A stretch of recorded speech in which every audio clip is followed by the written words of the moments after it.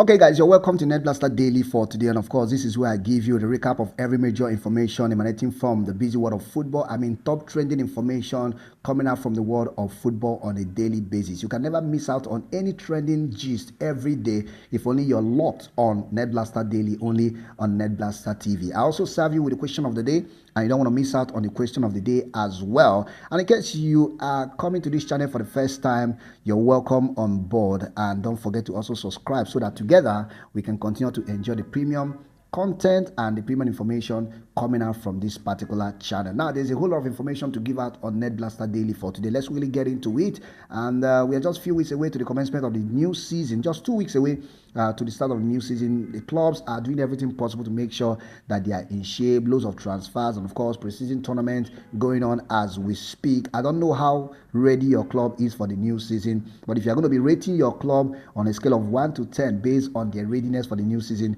what are you going to be rating your club? So let me know in the comment section the club you support and the readiness of your club on a scale of 1 to 10. Now let's get into the information. We have information coming from Newcastle United, Manchester United, Liverpool, and of course news from Real Madrid and Chelsea as well. So let's first of all start with Newcastle United. And of course, the majority of the information and news surrounding Newcastle right now is all about their top striker Alexander Isak, who has indicated interest to explore a move away from Newcastle United. He wants to play for another club, and Liverpool definitely are showing interest in signing Alexander Isak. He has also made it known that he wants to play for Liverpool. Now, with the latest information about Alexander Isak, he was seen training at his old club, Real Sociedad, which is where Newcastle United actually signed him from for £60 million. And it's not like he was training with the team. He was using the facility of Real Sociedad to train. He didn't join Newcastle United for their pre-season tour, which is taking place in Asia. And according to Newcastle United, he didn't join them because of a minor thigh issue, but it's not looking like he's actually injury problem right now, because the future of Alexander Isak is a bit uncertain as we speak. But anyway, in a nutshell, he is currently training in Spain at the facility of his former club, and Newcastle United have made it known that if anyone wants to buy Alexander Isak, the person should come with £150 million or nothing. And there is no club that is willing, especially in Europe, that is willing to bring out such amount of money to buy Alexander Isak. It looks like it's only Liverpool that are interested, and according to some reports, Liverpool are willing to pay around £120 million for Alexander Isak, and of course 10 million on add-on. So we keep our fingers crossed on that one, because Eddie Howe said the last time he was asked that Newcastle United are yet to get any bid for Alexander Isak. Now let's move over to the camp of Manchester United, where Rasmus Hojlund has come out to say that he could have done with some help. That is, if Man United actually, made it easier for him, he could have performed better last season at the club. And not just that, he has also come out to claim that he is ready to actually fight for his spot at the club. It's no longer news that at some point Rasmus Hojlund, Man United wanted to sell him because he was not living up to expectation. The Denmark international, who is 22 at the moment, scored only 10 goals in 52 appearances for Manchester United last season. And United were exploring options on how to,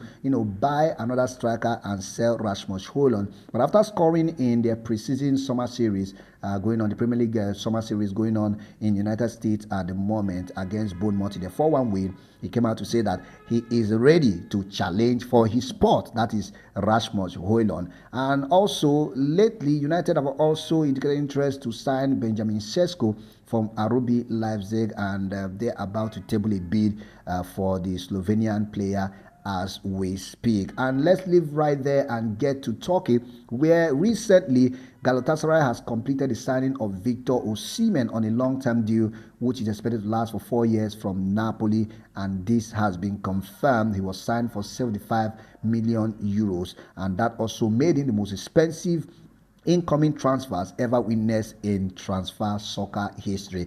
That is absolutely mind-blowing. And this saga of Victor Osimhen moving from Napoli to Galatasaray was not really an easy one, based on the payment and of course the transfer fee and all of that. But at the end of the day, it has been settled, and Napoli also included a 10% sell-on clause on Victor Osimhen, which means in the future, when Galatasaray sells Victor Osimhen, whatever money or profit that it makes for Victor Osimhen, definitely Napoli will be getting 10% from the money. This is a fantastic one for Galatasaray. Galatasaray, and the continuation for Victor Osimhen, who did incredibly well last season when he was on loan at Galatasaray, scoring 26 league goals and also winning the top goal scorer in the league, scoring 37 goals in all competition, and becoming the first foreign player to score 37 goals in a season. That is absolutely amazing. Now, moving to the camp of Liverpool, Liverpool have decided to assign new jersey numbers to most of the players, especially the new signings, and we've seen that Liverpool have confirmed that Florian Wirtz is going to be wearing the number 7 jersey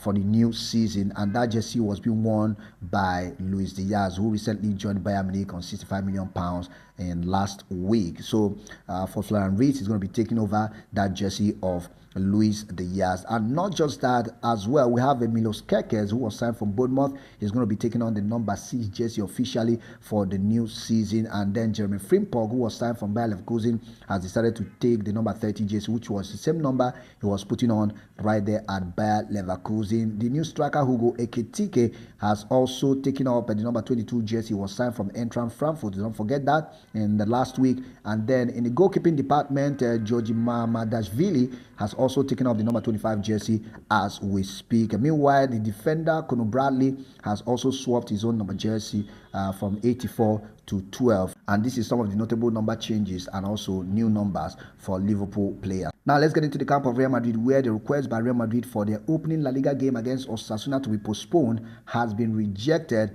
by the Spanish Football Federation. Now for Real Madrid, they participated at the FIFA Club World Cup, and the tournament came to an end on the 9th of July when they were trounced and embarrassed and defeated by Paris Saint-Germain in that semi-final, which ended 4-0 in favor of the French side. So for Real Madrid, they feel that they've not had enough rest according to the constitution, that they need to have more rest, and so they want their first game of the season to be postponed. But the Spanish Football Federation in Spain, they've come out to say that no, we're not going to be postponing that, because according to the rule book, you guys actually enjoyed the maximum 21 days number of rest, uninterrupted rest, because we started counting from the 11th of July. So from the 11th of July till the day you guys are going to be playing, that's on the 19th of August, it is 21 days, and it is still according to the rules. So regardless of whatever happens, Real Madrid are expected to kickstart their new season against Osasuna in the league on the 19th of August. Meanwhile, for the rivals Barcelona will start their own new season against Real Mallorca on Saturday, the 16th of August, as well as Atletico Madrid are playing Espanyol on the 17th of August. Now, let's move to the camp of Tottenham Hotspur and Arsenal, and of course, we had the first North London derby outside United Kingdom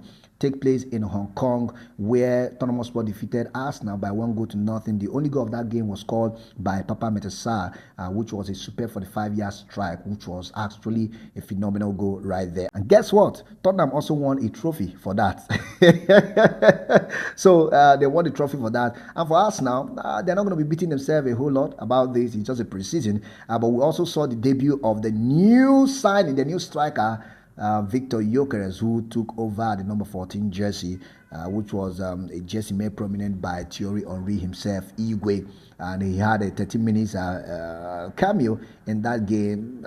So many people are not really impressed with his debut, but regardless, we're not talking about the debut of Victor Gyokeres for today. The point is, he made his debut for Arsenal, and this is the beginning of whatever we're going to be seeing from him right there at the start of the new season. So now let's move back to the camp of Chelsea, and there's one player who reports has been having it that his future is a bit uncertain, and I'm talking about Chelsea striker Nicolas Jackson. He's been linked to so many clubs: Manchester United, Newcastle United, Tottenham Hotspur at some point, but he has come out to reaffirm his commitment to Enzo Maresca's side. According to Nicolas Jackson, he's not in competition with anybody. He's right here to do his job. Everybody has a part to play in the club, and it's up to the coach to actually make his choices when it comes to utilizing the players in his Arsenal. So regardless of whatever it is, he's committed to whatever the club is doing. And these are some of the information making rounds in the world of football for today. And before I leave, let me just give you the question of the day. Who is the most overrated player in the world of football right now?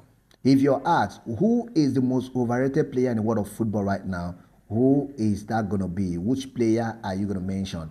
Drop it in the comment section and let's know who the player is. Thank you very much for watching Netblaster Daily for today. Of course, I'll return tomorrow with more information, roundup, making rounds in the world of football, only on Netblaster TV.